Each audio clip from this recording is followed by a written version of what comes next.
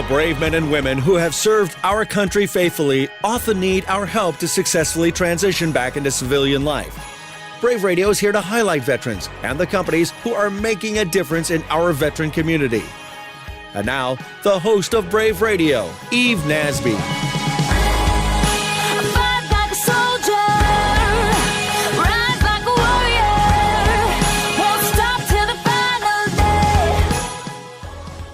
Welcome to Brave Radio with Military Mondays, where we're focused on engaging our veterans and making a difference in our business community. I'm your host, Eve Nasby, here to highlight the best and brightest that San Diego and this nation have to offer.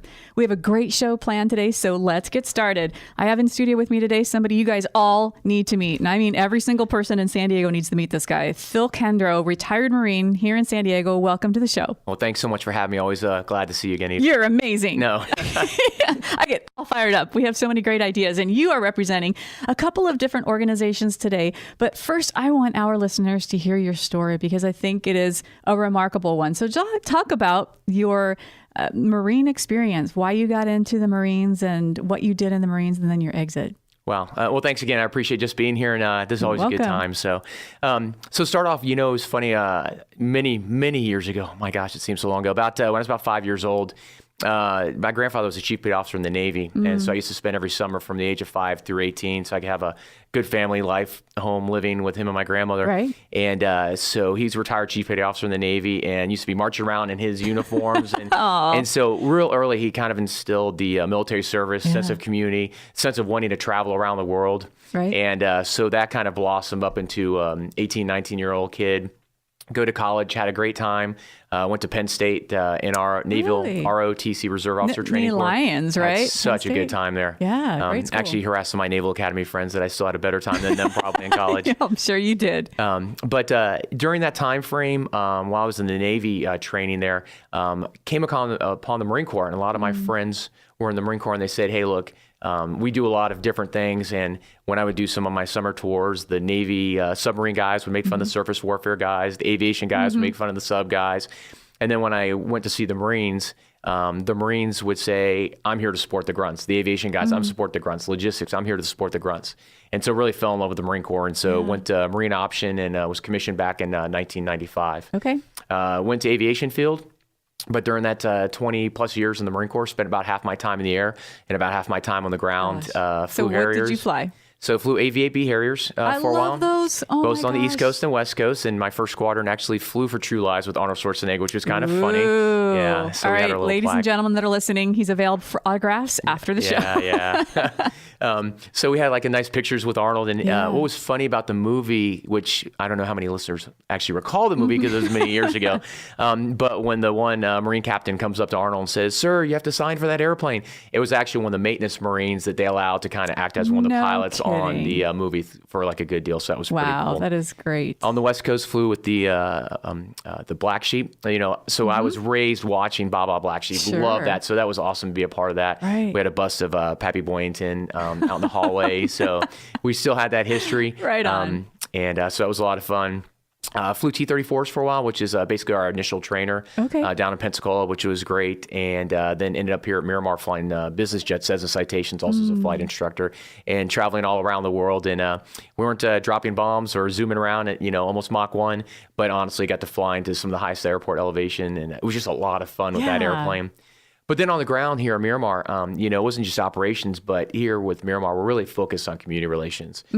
Discovered that back in 2008. I'd only been here in San Diego for about 5 or 6 months, and we had the unfortunate tragedy of the crash in UTC. Yes. And all of a sudden, I'm the on-scene commander. Oh, my gosh. And what we discovered real early was that all of the police, the fire department, the hazard material folks, they all came up and they said, what do we need to do?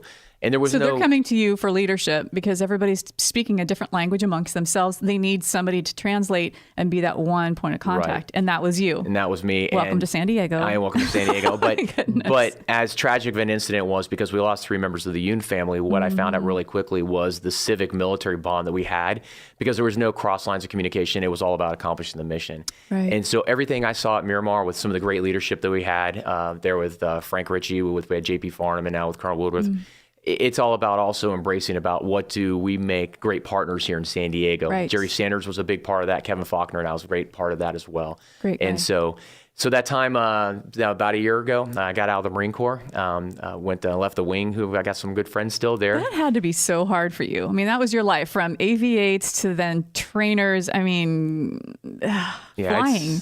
Flying and We're going to ground. talk about that in a couple segments too, because you're still flying, but still that camaraderie and being the Marines and flying the fun stuff. Yeah.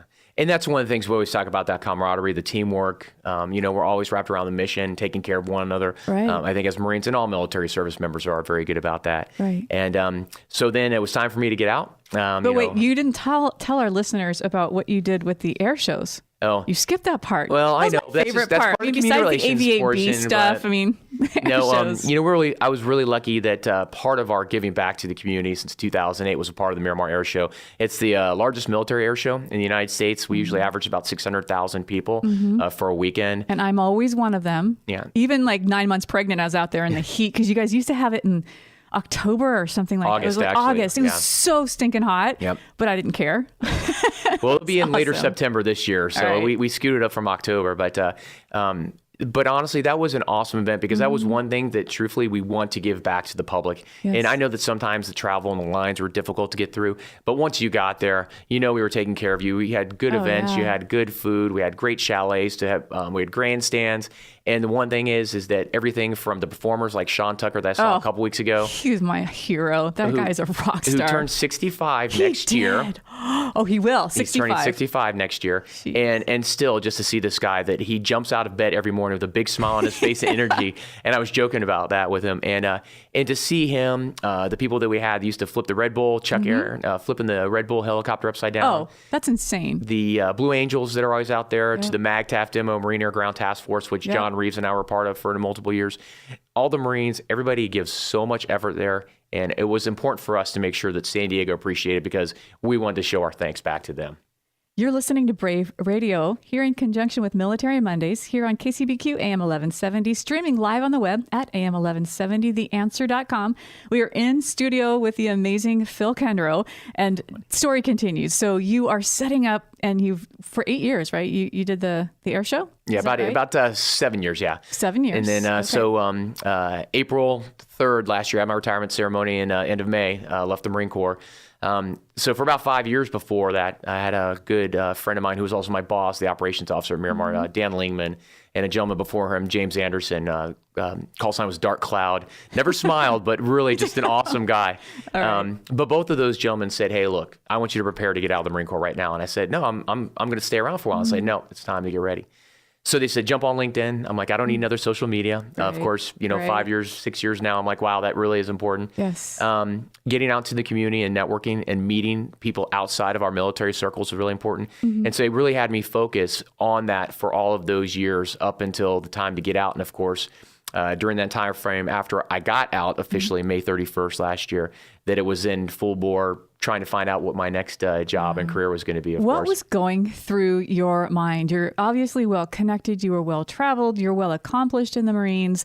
And now you're going to be jettisoned out into civilian community working with people like me. What was going through your mind? A lot of optimism when we're talking probably that February to May timeframe. Okay. I was really excited. I was ready for a new challenge. I was surrounded by awesome people like yourself, Jim Sagona, Judy Reynolds, Corporate Alliance out there helping us out, Center for Wealth and Legacy. So many organizations here in San Diego that weren't even necessarily military focused, but somehow got to meet these folks, and they were absolutely awesome because that's one thing is I had some military mentorship, but I never had really a lot of civilian mentorship. And so in that last 6 months before I got, all of a sudden I found these people that were just willing to help out, have a lunch, have breakfast, have a beer, and just talk about what I'm going to do when I grow up, quote unquote.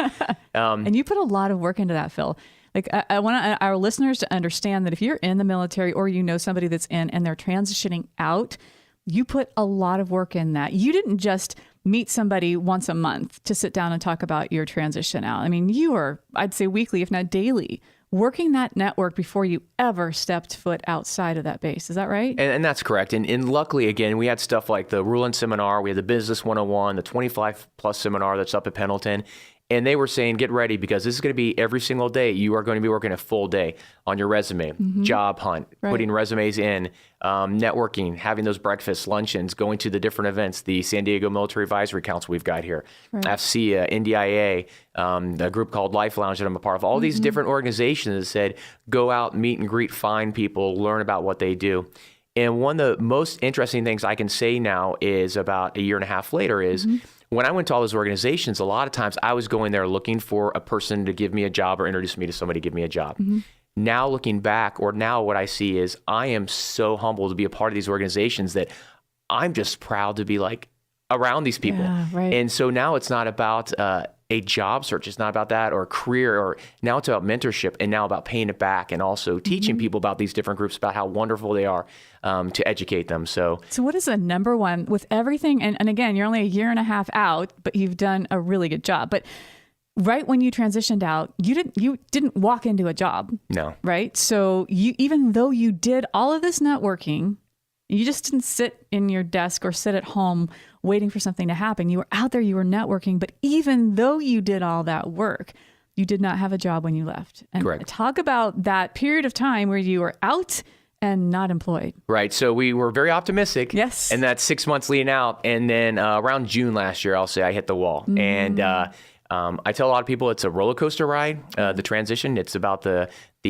highest peaks and lowest troughs that you can ever imagine. Yeah. And so I had hit that wall, and it took me probably about a couple weeks to get over it, and said, guess what? There's no reason to be frustrated, because that's not going to help you at all. And I've got some friends right now that have been going through that for probably the last 6 to 9 months and trying to say, I've been there and I understand, and here's what we can do to help you out. And then fortunately, through a lot of those networking connections I had, I was able to find a company, it was Innova Systems International, that I'm working for now for 7 months. And because of that Life Lounge function, a good friend named Sean Park called me up one day and said, hey, we need a new business development guy. What are you doing right now? And brought me in. And again, the networking thing is so key. All right. Well, we're going to talk about Innova in just a second. You're listening to Brave Radio in conjunction with Military Mondays here on KCBQ AM 1170, streaming live on the web at am1170theanswer.com. We're in studio with the one and only Phil Kendro. So Phil, talk about Innova. Tell us about this company and what opportunities are there, perhaps for somebody who might be looking for a job right now. Yeah, so Innova Systems International, been headquarters here in San Diego since 1997. We've got business here. We've got at North Island, out working with the Navy, out in Quantico, Virginia with the Marine Corps, D.C., working with Office of Secretary of Defense up there, some group in Utah as well. What do you guys do? So we do software development for different organizations, basically cost-wise awareness and readiness. So when you fly an aircraft, you come back, you log your hours, your training and readiness codes. And what we can do is we can equate to say how well that pilot is trained, how ready do they go to the war. And that can also transfer all the way up to the Officer of Secretary of Defense. And then they know how our force is doing, the Navy and the Marine Corps that we're working with right now. Nice. That's impressive. It is. And honestly, you know, it's funny because I knew a lot of those systems when I was working in the Marine Corps, and now I'm working behind the scenes with the coders, the developers, the unit experience personnel, the business development folks. And the life-work balance at Innova has been awesome. Our company is between 35 to 40% veterans. Wow. So while we don't necessarily have a number one veteran hiring person, we always pull in veterans because we know that those are the right people to hire. Yeah, definitely. Now, you guys have 340 people working for you, and 40% of them are veterans. Correct. So that's great. Yeah. Now, I don't want to put you on the spot, but what kind of openings do you guys typically have? You know, a lot of our positions usually are coding. That's kind of some of our biggest things is the developers that we need. But we're going to be a blossoming company here. I mean, that's one of our goals is, of course, to grow. Yeah, so we've got key growth that we're looking at in the next 3 to 5 years. So all of those different roles of program managers are going to be important for us because we're going to be gaining some more programs. So, of course, we're going to need people to fill those programs. And then we're going to have more code written. So we're going to need more software folks, which has definitely been a big jump for me is to learn about software because I was a history and a master's of international diplomacy. Oh my. So I didn't do a lot of jumping on the computer and writing code at all.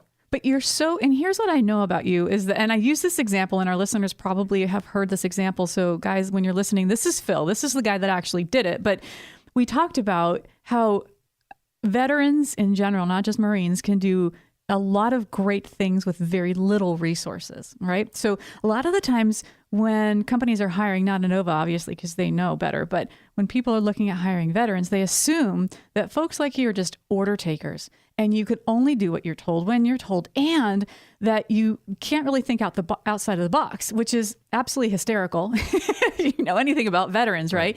But the example that I always use, Phil, is when you said you were in another country and you had to move an airfield from point A to point B, was 5 miles down the road with little to no resources. Right. I was very fortunate that I had a lot of, and even currently right now, my bosses at Nova are absolutely phenomenal. One's a retired colonel, one's a retired Navy captain. And there's no micromanagement. Here's the goal, here's the mission. Hey, Phil, go make it happen. Yeah. And I've been really blessed to have so many people in my life and business and in the Marine Corps that basically gave me that role, including some of those mentors I talked before. And I just love that I still have that in my civilian job. And even though you didn't know anything about software, hardware, or anything, you were able to assimilate into that because of your training, because you can think outside the box, because you have to learn, you have to be able to know how to learn fast, right? And retain that information. As many of us had to move different jobs, and you had your primary billet, and you have your secondary billet, and your tertiary billet. We're used to receiving the fire hose, as they call it, and making sure that we learn on the job. That's awesome. You're listening to Brave Radio in partnership with Military Mondays, where we focus on matching veteran talent with innovative companies that make a difference in our community and in our nation. Follow us on Twitter at Brave Jobs or like us on Facebook to stay up to date with the latest news and trends. I'm your host, Eve Nasby, and we will be right back after this short break to talk a little bit more with Phil Kendro. Don't go away. Fight like a soldier, rise like a warrior. Hey, boss. Yeah? I need to hire someone. Our workload's increased and, man, I could use some help. What are you looking for? I need someone unlike Ben, who doesn't freak out, when the copier breaks and the phones are down and the receptionist calls in sick. What do you need? Leadership. I need a leader who can just get it done with little direction and ahead of time would be great. With the prima donnas floating around our department like Sally and Jason, it's a challenge, man, to get things done. I need a team player, trained in leadership, confident in their abilities, and adaptable to change. There's only one place you're going to find talent like that. Show me where. Our United States veterans. Call Eve right now at 619-244-3000 or log on to thebrave.us and let's hire a veteran. It's good for business. It's good for America. Brave is a part of America's largest service-disabled veteran-owned business, Merit Consulting. We are dedicated to placing great companies with great veterans. Call today. Easter Seals Work First Military and Veteran Services provides free one-on-one personalized employment assistance for local veterans through their Bob Hope Veteran Support Program. Easter Seals' team of employment specialists is dedicated to achieving successful, long-term job placements that benefit both the veteran and the employer. Learn more about how you can receive services, connect with a future employee, or make a donation by visiting easterseals.com/SouthernCal. That's easterseals.com/SouthernCal. Tired of your employees being late? There was so much traffic. Tired of poor excuses and poor presentations? My kid ate my homework. Tired of employees just not being able to handle the pressure? You mean I gotta work a full 8 hours today? Skip the hassles and excuses and hire individuals that are trained in leadership, confident in their abilities, adaptable to change, and focused on teamwork. Hire a veteran. More than just a patriotic gesture, hiring a veteran of the United States military comes with a host of benefits and tax credits and can provide your company with valuable leadership, organization, and accountability. Allow the Brave to help your progressive business connect with qualified veteran candidates today and find out more by visiting thebrave.us. That's THEBRAVE.US.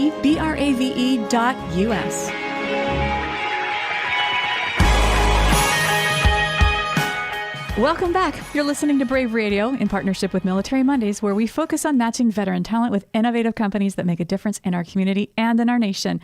Follow us on Twitter at Brave Jobs or like us on Facebook to stay up to date with the latest news and trends. We're back in studio with Phil Kendro from the Marines and Inova, and now we're going to talk about Sky Tours because, you have some spare time for an hour on Fridays. So tell us about Sky Tours, and I really, really, really, really want to go up with all of your teams. So I know. It'll be happening soon. It'll be happening soon. I know. And I'm going upside down, so be prepared.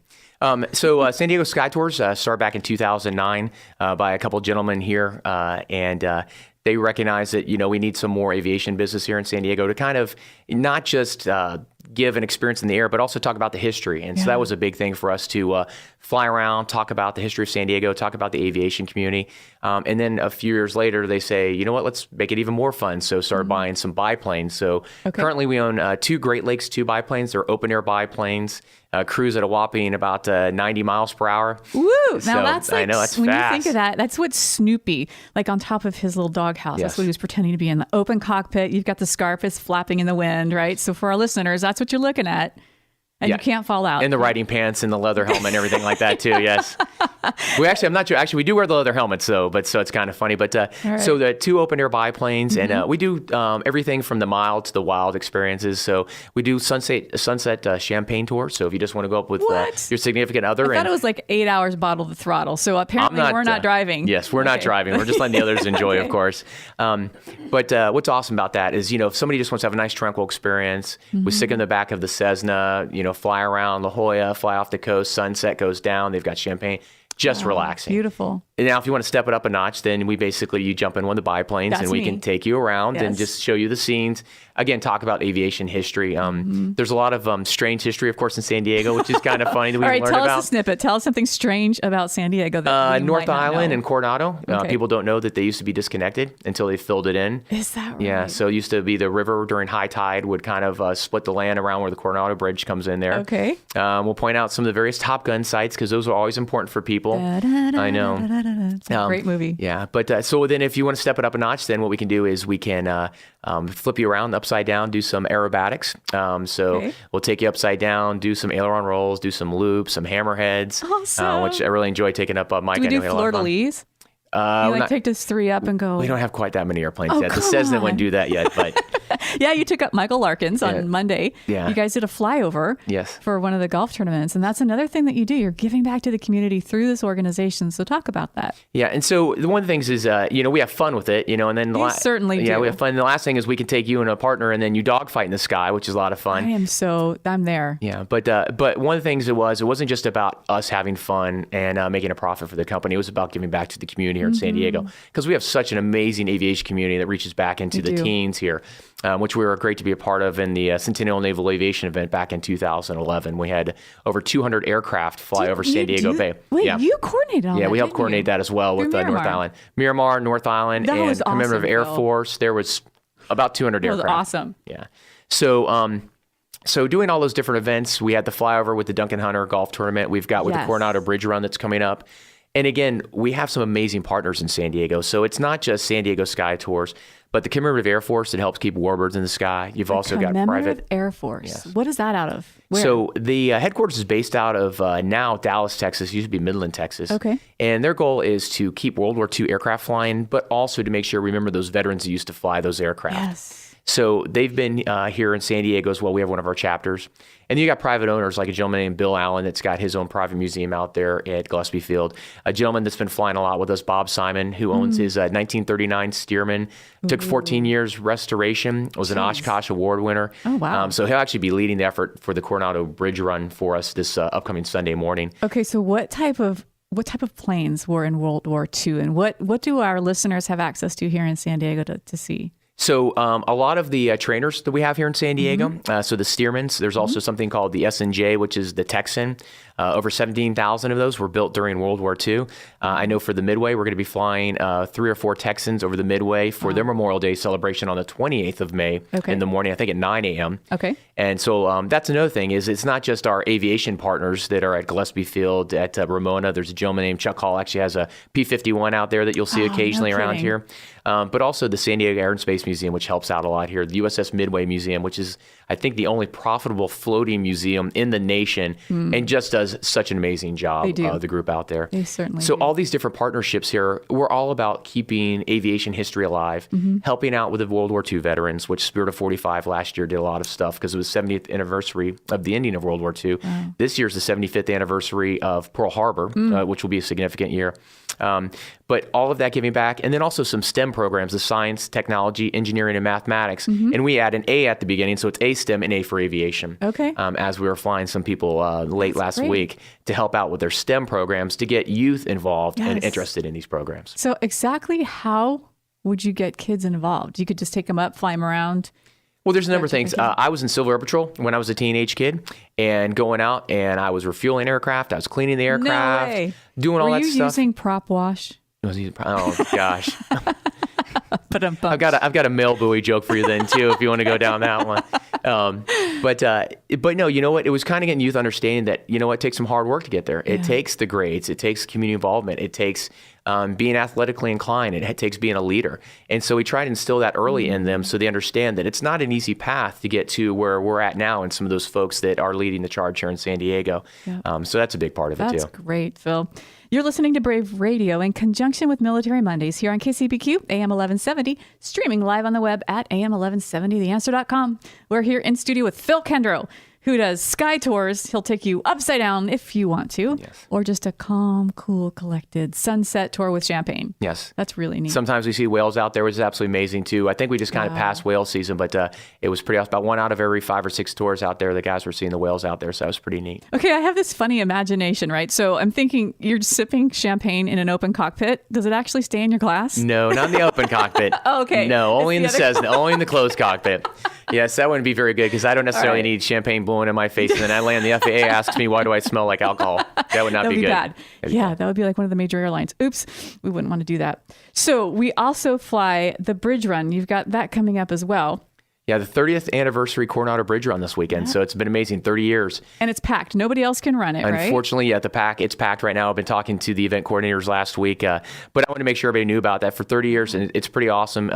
And one of the things that they sponsor also is the some of the Gold Star families. So while unfortunately you can't sign up anymore, you can actually go to the website, which is www.navygoldstar.com, and give back to those families to help take care of them as well. Tell our listeners what Gold Star means. So unfortunately, Gold Star means when a family has basically lost a member of their family. Blue Stars, I think it started during World War II. So they put a Blue Star up when they had a family member go to war. And then unfortunately, a Gold Star, apologies, Gold Star would then be if they actually lost somebody during that. So an important cause for them to be supporting for the Coronado Bridge Run. There's a number of organizations here in San Diego as well. There's some groups as well that give scholarships to the Marine Corps Scholarship Foundation gives scholarships to families that have lost their service members as well. So there's a lot of great organizations. I think I heard lately 12,850 nonprofits here in San Diego. Oh my goodness! So there's all centered always around veterans. not necessarily around veterans, Okay, just in overall in general. Yeah. Wow, and you guys have a great piece of that, and you're doing some great things for our veterans. And then so you've got a lot of stuff going on. Mount Soledad. Yes. Oh my goodness. So 30th of May, Mount Soledad Veteran Memorial Association is going to have their... That's amazing. Okay. 30th of May, our listeners are writing this down. 30th of May, 2 p.m. 2 p.m. at the Mount Soledad National Veterans Memorial. And that's important also to know. It's the National Veterans Memorial now. Yeah.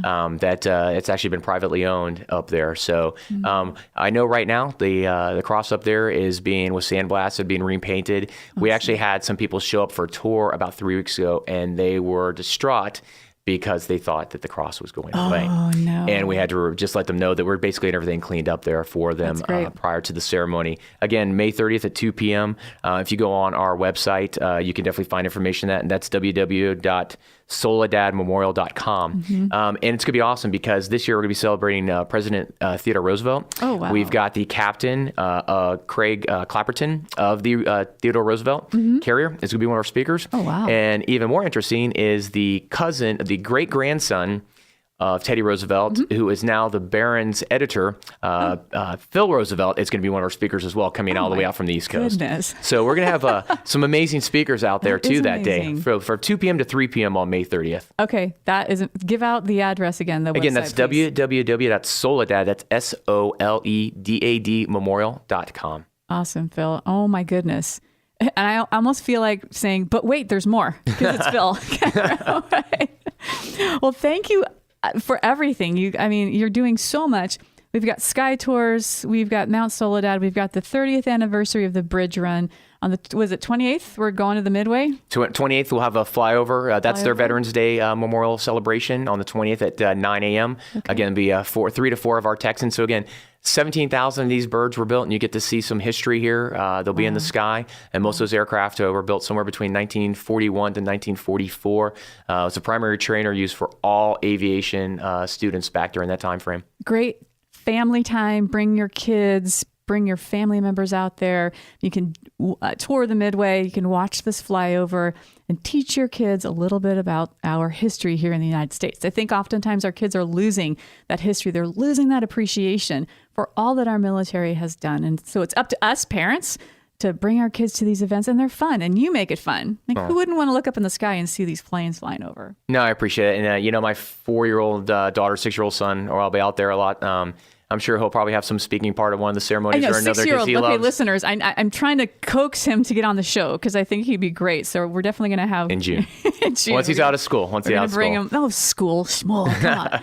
No, and I think it's great, and I admire all that you're doing. And a shout out to your wife for holding down the fort while you're everywhere, running thither and yon. And you guys are a great family, so thanks for all you've done for this nation. And happy late Mother's Day for you. I'm sure that you enjoy that, and I know we had a great time yesterday. And and that's another thing that going back to the transition part that I never really got to talk about was the home life, the financial situation, all of those matters that were really important that we would talk about. That making sure that you're always talking with your significant other about your plans, agreeing, coming up with that battle plans of what you're going to be doing for the next 6 months, year, 3 years, 5 years. Yes.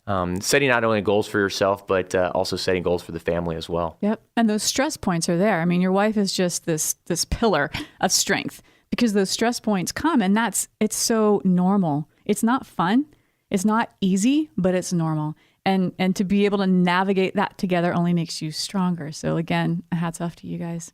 Well, we're trying still. We're always working hard. So. I know. Well, we love you. Thank you so much for being on the show. Tell us again. Let's give a few more shout outs. We got Innova. How do we connect up with Innova if we're looking for work? Very easy. Innova Systems. So that's one word, INNOVA Systems. Okay. And then international. Basically, you look them up, any type of a website search, you'll be able to find them very easily, and it brings up the information on them. San Diego Sky Tours, pretty much easy, www.sandiegoskytours.com. That's easy. And brings up information. F-14, F4, F5 pilots that can take you up. Harrier pilots. Harrier pilots, yes, woohoo! There we go. Harriers, so pretty much all veteran pilots out there, right. So we've got some experience and all that fun. Right. And then, of course, we've talked about the bridge run that's coming up this weekend, supporting the Navy Gold Star, so www.navygoldstar.com. So again, unfortunately, no more entries, but can always support that awesome cause for those folks.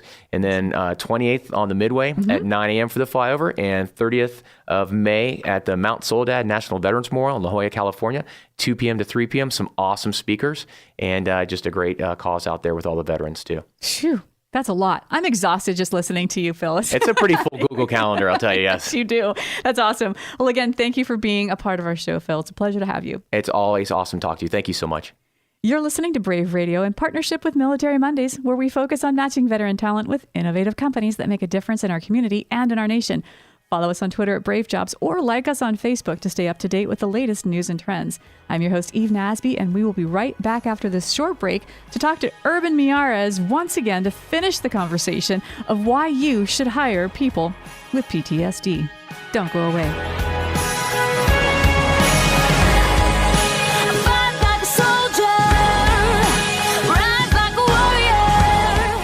Tired of your employees being late? There was so much traffic. Tired of poor excuses and poor presentations? My kid ate my homework. Tired of employees just not being able to handle the pressure? You mean I gotta work a full 8 hours today?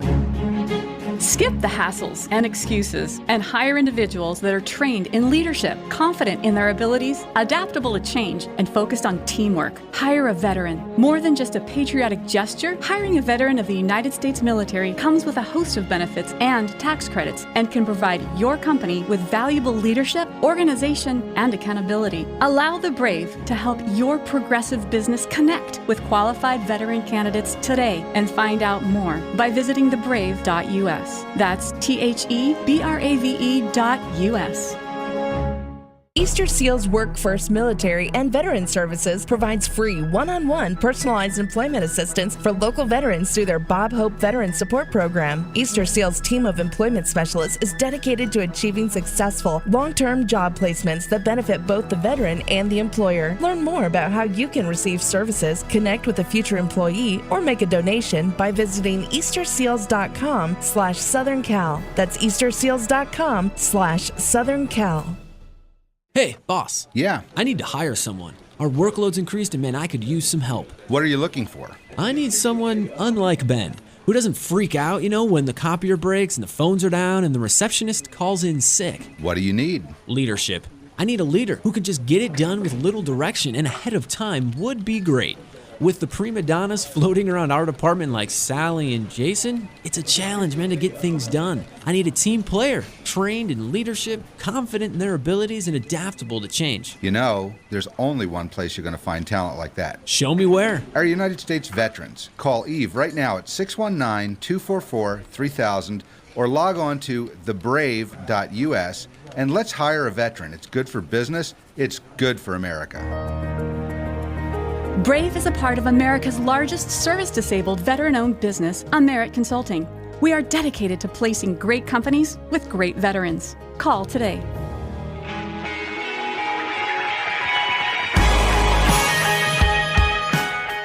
Welcome back. You're listening to Brave Radio in partnership with Military Mondays, where we focus on matching veteran talent with innovative companies that make a difference in our community and in our nation. Follow us on Twitter at Brave Jobs or like us on Facebook to stay up to date with the latest news and trends. I'm your host, Eve Nasby, and as promised, we're back in studio with our good friend and national speaker, and he started 23 businesses. He's just an amazing individual, Urban Miyares. Urban, welcome back to the show. Thank you, Eve. Pleasure to be with you again. You're awesome. TED Talks, keynote for American Airlines. I mean, you've done it all. And now we're back because the gentleman I just had on, Urban, his name is Phil Kendro. He actually heard the last interview that we did. We talked about why you should hire people with PTSD. And he said, Eve, I couldn't turn it off. I had to listen to that entire interview because it was so interesting. And so here we are back again, and we're going to cover PTSD. Friendly business increases productivity of everyone. So if you're PTSD friendly, everybody's going to win. And so without further ado, let me have you take this over. So talk about this, Urban. Well, most employers don't realize that. First of all, mental illness is a hidden disability. And of course, PTSD falls into that mental illness. In other words, CDC, own government agency, says that 1 out of every 4 Americans has mental illness. Yeah. So if you just take that number... Americans, you don't have to be a veteran. 1 out of every 4 Americans, not every veteran, right? Veterans. That includes veterans. That's right. Civilians and veterans. Right. So, if you're an employer and you have 100 employees, just take that statistic. And if you go analytical side, that means 25 of your 100 employees already has mental illness, and you probably don't even know it. Exactly. Yep. Yeah, the biggest problem that I found with employers when I go and visit their workplace, their reception area is beautiful. There's drama. There's magic in it. And you go into the CEO office, it's great. And the conference room generally is okay for the general population. Mm-hmm. But their culture is off. Their environment, the business environment, is not as productive as it could be. Mm-hmm. And I found in my own businesses through the years, when you can accommodate for someone that has a hidden disability, especially mental illness, it makes everybody's workplace more friendlier. You ever go into a lunchroom or a break room and it looks like a room from The Walking Dead? Yes. That's an indication of the company. So your break room, the room where your employees go to take a break, whether it's a cup of coffee or a glass of water, or to go into the refrigerator to get something, that should be your decompression room. That should be the area that's comfort, that's like home. And I'm shocked at how terrible some of those areas are. Very sanitary. Yeah. And so that's an indication for an employer as a starting point about the culture of your business. You want your employees to come there and have a feeling that they're comfortable in working in your environment, whether it's an office, whether it's a warehouse, whether it's a retail, whether it's a restaurant or food service or some other type of facility. You don't want them to come to work every day, arguably, they're having a bad morning every morning they have to go to work and can't wait till the 5 o'clock comes so they can get out. Right. And if that's the environment you have, you probably have a high turnover. And people with mental illness, including veterans and others with PTSD, you walk into a room or into an office. I've walked into offices and I couldn't wait to get out, and I have PTSD. And you're blind. I can't work here. This is a jungle. This is. I feel like I'm in prison. And you can feel it. Yeah, you can sense that negativity. Well, in one of my companies, every 2 years, we would take a manufacturing company I had. We would be closed between Christmas and New Year's, and that's when we would repaint the office. Ah, okay.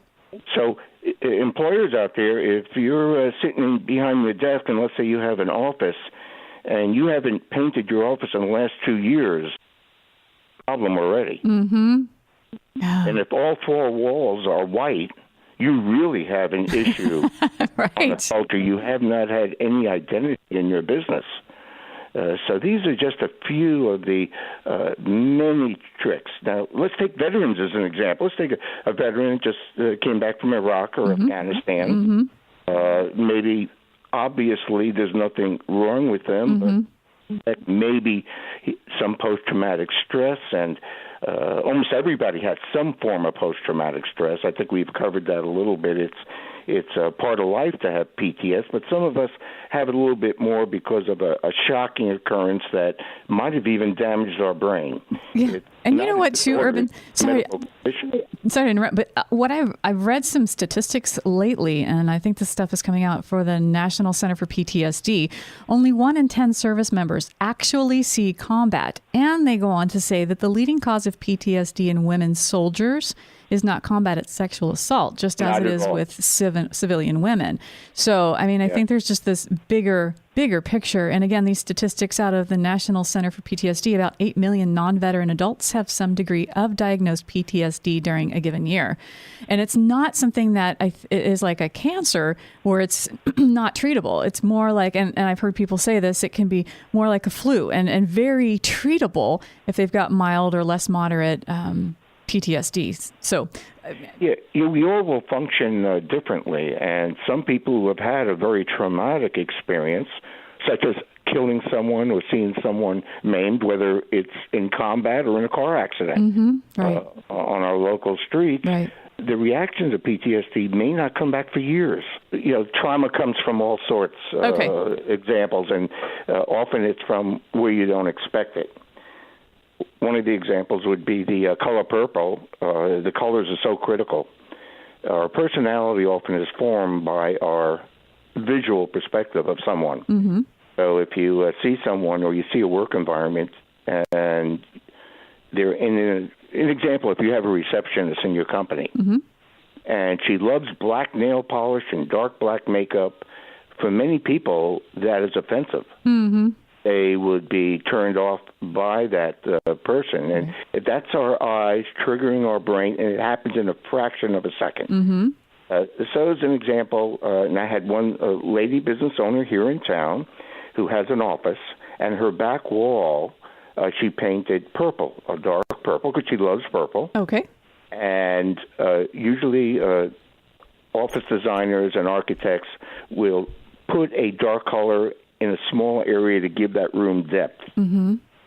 And purple is a color of royalty. Yes. It's a color of church. It's also a color of death. Oh. And I did not know that. Yes. And so if you, say you had an employee and a dear family member just passed away, and it's her first day from work after the funeral, and she walks into the office and sees that purple, what is her mind going to trigger? She's going to be sad. She would be. So she'll have a rough day at work, and she'll get over it, and so forth. So it's critical to know the colors, not only the colors of your industry, and every industry has a different set of colors, but also understand the colors and the culture of your employees. If you're in a highly intense industry with a lot of deadlines, the color red brings up anxiety. It also makes you hungrier, and that's why you'll see it in a lot of restaurants. You'll see a lot of sales organizations use red because it helps you make a decision quicker. Wow, red makes you hungry? I better repaint my kitchen. Oh, yes. Red makes you hungry. And then, of course, there's a romantic side to red also, and the whole psychology of colors is just fascinating. And you say, that's nice, I don't believe it, but it's true. Statistically, it is true with the majority of people. With me, it doesn't work, colors. But, you're totally blind, so yeah, I can't see anything. You can't see anything. But when a blind guy talks about colors, it's really funny. But I've been doing that for 30 years, doing color psychology in businesses, and have helped hundreds of businesses. Well, yeah, and you're a coach and a counselor to these business owners because you've started 23 of the businesses, and some successful, some not so much. So people that connect up with you can learn what to do and really what not to do to be successful in business. So what you're saying is people with PTSD, you can hire them, create this friendly environment. Let's do a little bit something different with the break room, make it not look so sanitized with the 4 colored walls, and choose your colors wisely, right? Exactly. The other thing, and like I say, if the walls in your company you haven't repainted your walls in 2 years, your company's productivity is probably down. What else and if all the walls are white or antique white, and they've always been that way, unless you're in a hospital environment, and even hospitals don't do that now. They'll change the colors because of the psychology of colors. Right. You're behind. You're losing money and don't even know it. Yeah. And then I get a lot of business owners that say, "Well, it's expensive for me to do that." Well, get with your CPA and find out about tax credits, because in some businesses, remodeling every couple of years, and that's why a lot of restaurants, food service, do that. Starbucks traditionally remodels their businesses every 2 to 3 years because they could get up to 70 or 80% as tax credit. What? I didn't know that. I thought they were doing that just to be trendy and fashionable and keep us on our toes and wanting to go back to see what's new and fresh. They're getting a lot of money back in taxes. It is a customer draw, and that's it. So you have to be aware of it. Ceiling fans generally are a no-no. Why is that? Even on retail locations, somehow you'll have to mask the ceiling fans. They're distracting to the eye, not only for those with post-traumatic stress, but those that have epileptic problems, traumatic brain injury. Some low vision has difficulty with that, especially if there's a light behind the fan, so that the light flickers when the fan is between your eyes and the light itself. Kind of like a strobe light. You're listening to Brave Radio here in conjunction with Military Mondays on KCBQ AM 1170, streaming live on the web at am1170theanswer.com. Follow us on Twitter at Brave Jobs or like us on Facebook to stay up to date with the latest news and trends.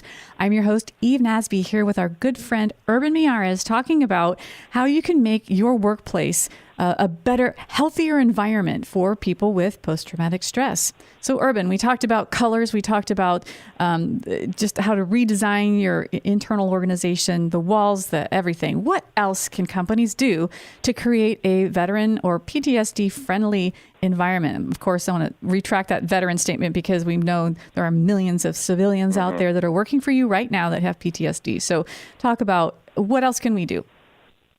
Well, one of the things is to try to put yourself in a veteran's shoes or boots in a way that you could imagine or visualize what they may have gone through.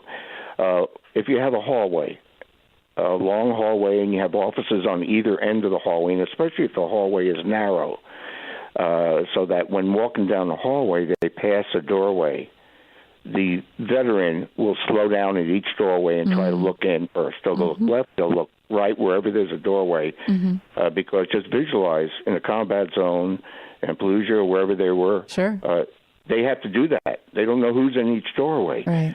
When they go around the corner of, say, your hallway goes left or right and there's a corner, they will take the outside route so they could look around the corner before they step there. Mm-hmm.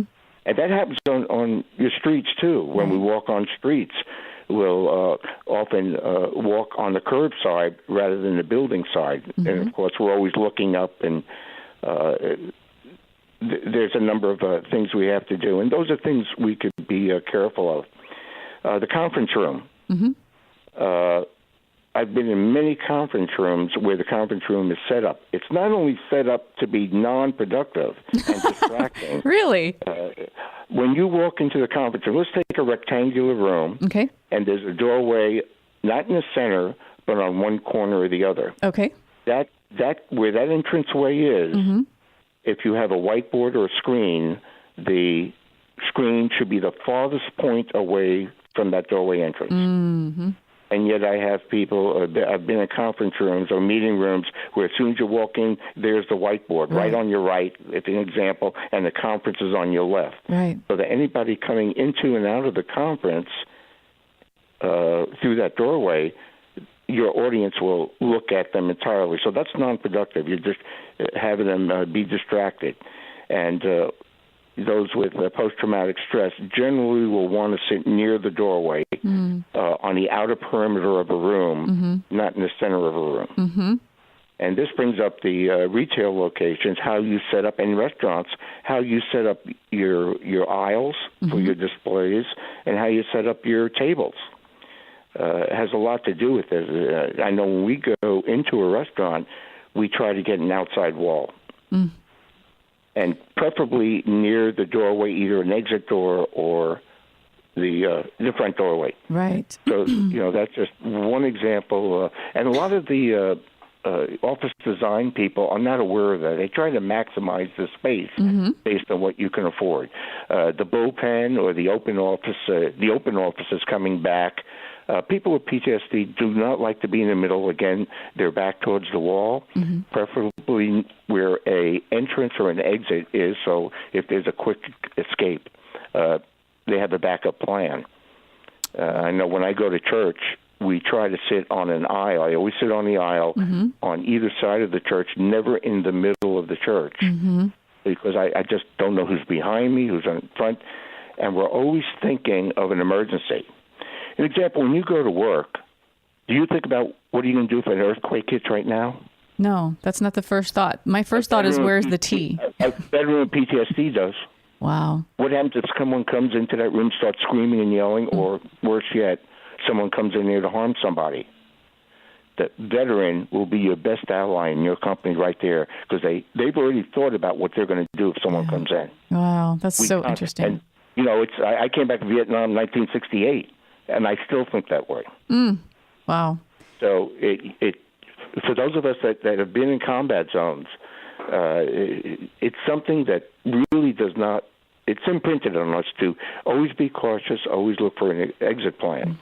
And if you do have screaming or yelling or violence in your office, you'll be happy if you have a couple vets there. Yes, you will. Yes, you will. Look at it as unpaid security guards, but they'll know what to do. Yeah. And they'll know how best to exit in the catastrophe. Now, I'm not talking about violence only. I'm talking earthquakes, a fire, any emergency. They will take charge and go. The quietest of veterans, once there's an emergency, they are programmed on what to do and take leadership role. That's right. They stay calm, and I'd say cool, 9 collected. out of 10. Yep. I agree with you. Well, Urban, you are a wealth of information. I can't wait to have you back on the show again. Now, do you offer your services if people have questions about this and they want additional information? How can they get a hold of you or find out more about what you've just been teaching us? Well, the email would be the best way. I'm not, I'm writing right now, not traveling much. So that would be urban at disabledbusiness.com. Okay. Urban. That's URBAN, urban. At disabledbusiness.com. That's right. And we'll get more information. Now, are you still teaching on Wednesdays? Say that again? Are you still teaching on Wednesdays? No, I had to stop that. I was just getting too busy, too many clients. You're such a popular guy. Well, Urban, it's always a pleasure to speak to you. You are an American legend. I can't wait for your book to come out. Thanks again for spending time with us and educating us on PTSD and how to make those accommodations in the workforce. And until next time, I look forward to having you back. Thanks so much, Eve, and thank you for all the work you're doing for our veterans. My pleasure. Well, I'm Eve Nasby, and you've been listening to Brave Radio in partnership with Military Mondays, right here on KCBQ AM 1170, The Answer. If you want to find out more about how you can hire top veteran talent, or if you're interested in being a guest on our show, visit our webpage at www.thebrave.us. That's www.thebrave.us. Send us a tweet at Brave Jobs or like our Facebook page. From all of our guests and me, thanks for joining us. And until next Monday, may God bless our veterans and God bless America.